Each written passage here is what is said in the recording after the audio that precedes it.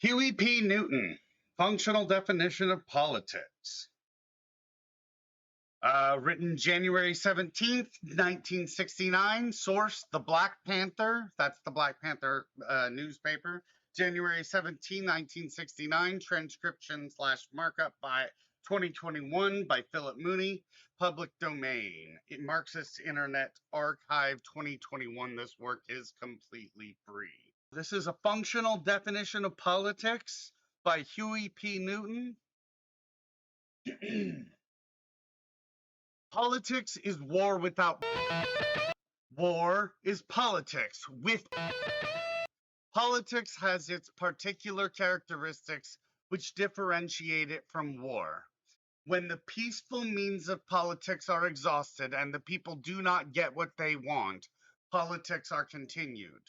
Usually it ends up in physical conflict, which is called war, which is also political. Because we lack political power, Black people are not free. Black Reconstruction failed because Black people did not have political and military power. The masses of Black people at the time were very clear on the definition of political power. It was evident in the songs of Black people at that time. In the songs, it was stated that on the day of Jubilee, we'd have 40 acres and 2 mules. This was promised Black people by the Freedmen's Bureau. This was freedom as far as the Black masses were concerned. The talented 10th at the time viewed freedom as an operative in the political arena. Black people did operate in the political arena during Reconstruction. They were more educated than most of the whites in the South. They had been educated in France, Canada, and England, and were very qualified to serve in the political arena, but yet Black Reconstruction failed. When one operates in the political arena, it is assumed that he has power or represents power. He is symbolic of a powerful force. There are approximately 3 areas of power in the political arena: economic power, land power, feudal power, and military power.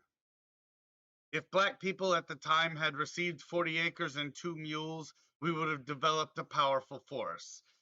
Then we would have chosen a representative to represent us in this political arena. Because Black people did not receive the 40 acres and 2 mules, it was absurd to have a representative in the political arena. When white people send a representative into the political arena, they have a power force or power base that they represent. When white people, through their representatives, do not get what they want, there is always a political consequence. This is evident in the fact that when the farmers are not given an adequate price for their crops, the economy will receive a political consequence. They will let their crops rot in the field. They will not cooperate with other sectors of the economy. To be political, you must have a political consequence when you do not receive your desires. Otherwise, you are non-political. When Black people send representative, he is somewhat absurd because he represents no political power. He does not represent land power because we do not own any land. He does not represent economic or industrial power because Black people do not own the means of production. The only way he can become political is to represent what is commonly called a military power, which the Black Panther Party for Self-Defense calls self-defense power.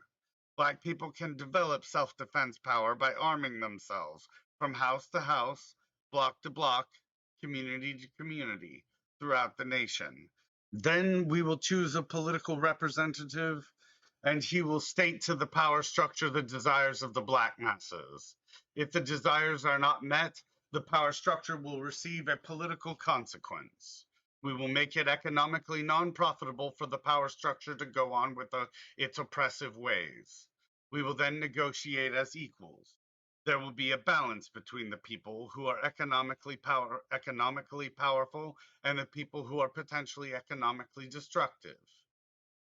The white racist oppresses Black people not only for racist reasons, but because it is also economically profitable to do so. Black people must develop a power that will make it non-profitable for racists to go on oppressing us.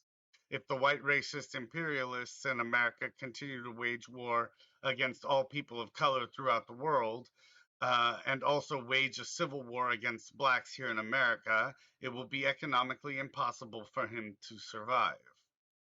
We must develop a strategy that will make his war campaigns non profitable. This racist United States operates with the motive of profit. He lifts the gun and escalates the war for profit reasons. We will make him lower the guns because they will no longer serve his profit motive. Every man is born, therefore he has a right to live, a right to share in the wealth. If he is denied the right to work, then he is denied the right to live. If he can't work, he deserves a high standard of living, regardless of his education or skill. It should be up to the administrators of the economic system to design a program for providing work or livelihood for his people. To deny a man this is to deny him life. The controllers of the economic system are obligated to furnish each man with a livelihood. If they cannot do this, or if they will not do this, they do not deserve the position of administrators. The means of production should be taken away from them and placed in the people's hands so that the people can organize them in such a way as to provide themselves with a livelihood. The people will choose capable administrators motivated by their sincere interest in the people's welfare and not the interest of private property. The people will choose managers to control the means of production and the land that is rightfully theirs. Until the people control the land and the means of production, there will be no peace. Black people must control the destiny of their community. Because Black people desire to determine their own destiny, they are constantly inflicted with brutality from the occupying army, embodied in the police department. There is a great similarity between the occupying army in Southeast Asia and the occupation of our communities by the racist police. The armies are there not to protect the people of South Vietnam, but to brutalize and oppress them for the interests of the selfish imperial power. The police should be the people of the community in uniform. There should be no division or conflict of interest between the people and the police. Once there is a division, then the police become the enemy of the people. The police should serve the interests of the people and be one and the same. When this principle breaks down, then the police become an occupying army. When historically one race has oppressed another, and policemen are recruited from the oppressor race to patrol the communities of the oppressed race, an intolerable contradiction exists. The racist dog policemen must withdraw immediately from our communities, cease their wanton and brutality and of Black people, or face the wrath of the armed people. The end. Huey P. Newton, The Black Panther Party, Marxist Internet Archive.